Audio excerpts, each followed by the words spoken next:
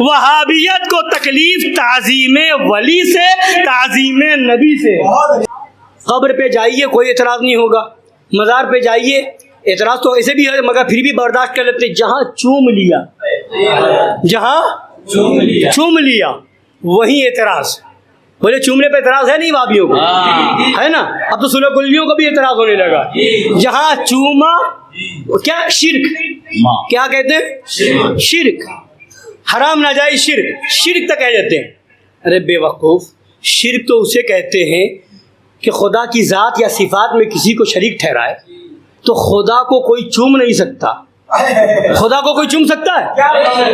کوئی چوم سکتا ہے؟ اور جسے چوم لے وہ خدا ہو نہیں سکتا۔ خدا کو چوما نہیں جا سکتا اور جسے چوم لے وہ خدا ہو نہیں سکتا۔ تو اب یہ چومنا شرک کہاں سے ہو گیا؟ چوم لیا تو چومنا کیوں تھا؟ محبت میں تھا۔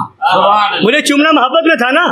اب چوم کر کے محبت کا اظہار کر کے ہم ولی کے مزار کی تعظیم کر رہے تھے نا، یہیں پر تکلیف ہو گئی، یہیں پر تکلیف ہوگی۔ کیا وہ نہیں چومتا؟ بولیے وہ نہیں چومتا؟ ماں کے قدم کو چومتا بھی تو ہے نا، اپنے بچے کو چومتا بھی تو ہے، اور پتہ نہیں کہاں کہاں چومتا ہے مگر چومتا ہے۔ اور یہاں درگاہ پہ ہم چوم لے تو تکلیف ہو جائے، وہاں تو چومے تو تکلیف نہیں، کیوں؟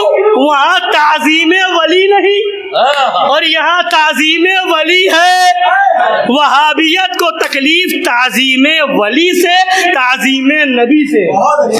نجدی مرتا ہے کہ کیوں تعظیم کی، یہ ہمارا دین تھا پھر، ہے نا؟ اسی طرح سے آپ دیکھتے جائیں گے، ہر جگہ یہی مسئلہ ہے، ہر جگہ یہی معاملہ ہے۔ اس لیے آپ پہچانیں اس چیز کو، سمجھیے۔ اعتراض سن کر کے بالکل بھولے نہ بن جائیے کہ ہاں اعتراض کر لیا بس خاموشی چلے آئے، حضرت جواب دے دیجیے، اگر بالفرض جواب نہ مل پایا تب بھی اچھا اس کا مطلب وہی صحیح ہے۔ نہیں، گستاخ کبھی صحیح ہو ہی نہیں سکتا۔ فرمایا بزرگوں نے اگر کوئی عالم کسی دینی مسئلے میں جواب نہ دے پائے تو اس عالم کے علم کی کمی ہے، ہمارے دین میں کوئی کمی نہیں ہے۔ ہمارا یقین یہ ہونا چاہیے کہ ہمارا عالم، ہمارا مفتی، ہمارا مناظر جواب دے پائے یا نہ دے پائے، ہمارا عقیدہ یہ تھا، یہ ہے، یہ رہے گا کہ نبی جیسا نہ کوئی ہو سکتا ہے نہ کوئی ہوگا۔ نبی کو علم غیب تھا، ہے، رہے گا۔ نبی مالک و مختار تھے، ہیں اور رہیں گے، ہے نا؟ اگر جواب کوئی نہیں دے پاتا تو اس کے علم کی کمی ہے۔ ہمارے نبی میں، ہمارے دین میں کوئی کمی نہیں، ہے نا؟ تو یہ فوراً آپ یہ نہیں ہونا چاہیے کہ جواب نہیں دے پائے، لوگ شرط لگا دیتے ہیں۔